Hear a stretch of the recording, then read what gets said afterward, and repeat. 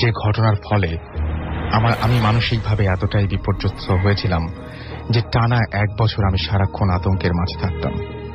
আর সারাক্ষণ এমনকি টয়লেটে যাবার সময়ও আমার পাশে কাউকে থাকতে হতো। ভূত এফএমে অনেক মানুষকে দেখেছি যে অলিক কিছু না দেখতে পারার জন্য অনেক হাহুতাশ করেন, কিন্তু আমার পরিবার আর আমার যে অবস্থার মধ্য দিয়ে আমি গিয়েছি তা থেকে উপলব্ধি করতে পারি যে ব্যাপারগুলো আসলে যেমন মজার মনে হয় আসলে সেরকম নয়। যাই হোক, আমি মূল ঘটনায় চলে আসি। এই ঘটনাটা আমার ছোটবেলার, যখন আমি স্কুলে পড়ি। আমার বাবার ছিল বদলির চাকরি, উনি ছিলেন সরকারি ডাক্তার। সেবার বাবার বদলি হলো ঠাকুরগাঁতে। আমি যে সময়ের কথা বলছি তা 1987-88 দিকে।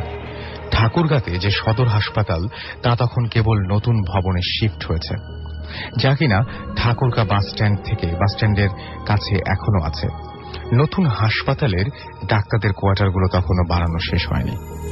বাইরে বাসা ভাড়া বেশি হবে বলে অনেক ডাক্তার তখন পুরনো হাসপাতালের ভবনগুলোতে থাকতেন। পুরনো হাসপাতালটি ছিল ঠাকুরগাঁর কোর্টের পাশে। সেটি ছিল ব্রিটিশ আমলে করা অনেক বড় ক্যাম্পাসের মাঝে। অনেকগুলো 100 বছরের পুরনো কাঁঠাল গাছ ছাড়াও সেই ক্যাম্পাসে ছিল পরিত্যক্ত 2টো অ্যাম্বুলেন্স, যেটায় চড়ে আমরা তখন খেলা করতাম। আর ছিল একটা লাশ কাটা ঘর। আমরা সবাই মহা আনন্দে পুরনো হাসপাতালের সেই ভবনটায় উঠলাম। তা নাকি আগে ওয়ার্ড ছিল। আমাদের ওই বাসায় ওঠার পরে আশেপাশের অনেকেই আমার মাকে বলছিলেন যে আপনাদের ছোট বাচ্চা আছে, এই পুরনো হাসপাতালের বিল্ডিংয়ে না উঠলেই ভালো করতেন। তবে পরিষ্কার করে কিছু বলেননি। আমার ছোটবেলাটা অনেক দস্যিপনায় কাটত। স্কুলের বাইরে দুপুরে একটু সময় ছাড়া সারাটা সময় আমরা বাইরে খেলাধুলা করে বেড়াতাম। পুরনো হাসপাতালের বিরাট ক্যাম্পাস আমাদের কাছে এক মজার খেলার মাঠ হয়ে গেল। হাসপাতালের পরিত্যক্ত ভবনগুলো যেন আমাদের লুকোচুরি খেলার জন্যই তৈরি করা হয়েছিল। হাসপাতালের পিছনের ছোট একটা জঙ্গলের ভেতর দিয়ে আমরা টাঙ্গন নদীতে যাওয়ার শর্টকাট রাস্তা বের করে ফেললাম। আমাদের মাঝে ভয়ের কোনো ধারণাও ছিল না। সমস্যাটা শুরু হলো হঠাৎ করে। আমি আর আমার বড় ভাই রাতের বেলা অদ্ভুত ধরনের স্বপ্ন দেখা শুরু করলাম। কিছুদিন পরপরই ঘটনাটা ঘটতে থাকলো। আমার বড় ভাই ওনার স্বপ্নগুলো মনে রাখতে পারতেন না, কিন্তু ওনার যেটা হতো তা সোজা ভাষায় মানুষকে ঘুমের মধ্যে বোবায় ধরলে যা হয় সেরকম করে গোঙানি আর চিৎকার করে ওঠা। পরবর্তীতে আরেকটা ব্যাপার মাঝে মাঝেই হতে থাকে, সেটা হলো উনি ঘুমের মাঝেই উঠে হেঁটে বেড়াতে শুরু করতেন। সবচাইতে অবাক করা ব্যাপার হলো উনি ঘুমের মাঝে 2 বার বাসার দরজা খুলে বাইরে চলে যান এবং ফজরের নামাজের যাবার সময় বাবা ওনাকে বাসার কিছু দূরের একটা কাঁঠাল গাছের নিচে ঘুমন্ত অবস্থায় খুঁজে পান। এরপর থেকে রাতে ঘুমাবার আগে আমার মা বাসার মূল দরজা ভেতর দিক থেকে তালা মেরে দিতেন। আমার স্বপ্নের ধরনটা ছিল আরো অদ্ভুত।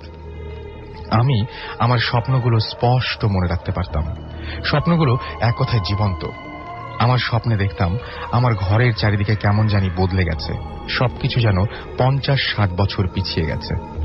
আমার ঘরের চারিদিকে পরিচিত আসবাব কিছু নেই, বরং সেই জায়গাতে আছে সারি সারি করে পাতানো রোগীদের বিছানা, সাদা চাদর বিছানো। সেই বিছানাগুলোর মাঝে বেশিরভাগই রোগী শুয়ে আছে। তাদের কেউ কেউ কষ্টে কোঁকাচ্ছে, কেউ বা ঘুমে বিভোর। একবার স্বপ্নে আমি কাহিনী কি ভালো মতো দেখার জন্য উঠে বসি। এমন সময় দেখি কেউ একজন বলল যে বাবু উঠে গেছে, ওষুধের ডোজটা দিয়ে দেই। পিছনে তাকিয়ে দেখি একজন সিস্টার, পরিষ্কার সাদা পোশাক পরা, মায়াবী মুখ, আমার সামনে একটা ট্রলিতে কিছু একটা আনে। আমি বেকুবের মতো দেখতে থাকি। উনি অনেক যত্ন করে কি একটা ওষুধের অ্যাম্পুল ভাঙেন, একটা কাচের সিরিঞ্জে ওষুধটা নেন এবং আমার হাতটা ধরেন। এই পর্যায়ে আমি বুঝতে পারি আমার সাথেই কিছু একটা হতে যাচ্ছে। আমি হাত ছাড়ানোর জন্য জোরাজোরি করতে থাকি, চিৎকার করে বলতে থাকি, ছেড়ে দাও। ঘুম ভাঙলে দেখি আমার বড় ভাই ধাক্কা দিয়ে বলছেন, কি হয়েছে তোমার? স্বপ্ন দেখছো মনে হয়? খারাপ কিছু? হাত মুখে পানি দিয়ে আসো, ভালো লাগবে। এরপর আমি বাথরুমে যাই। হাত ভরে পানি নিয়ে মুখ ধোবার সময় হাতের দিকে চোখ আটকে যায়। হাতের এক জায়গায় খুব জোরে ধরায় 5 আঙ্গুলের দাগ হয়ে রক্ত জমাট হয়ে আছে। পরদিন সকালে আমার মা বাবাকে স্বপ্নের ব্যাপারটা খুলে বলি আর হাতের দাগটা দেখাই। আব্বা আম্মা ব্যাপারটা অবাক হন এবং ভয় পেলেও আমাদের সাহস দেবার জন্য বুঝ দেন যে ঘুমের ভেতর হয়তো আমি নিজেই নিজের অন্য হাত দিয়ে এমন করেছি। তবে আমার মা আর নানাকে বলে আমাদের দুই ভাইয়ের জন্য দুটো তাবিজ আনিয়ে দেন। আম্মা ওটা আমাদের হাতে বেঁধে দেন।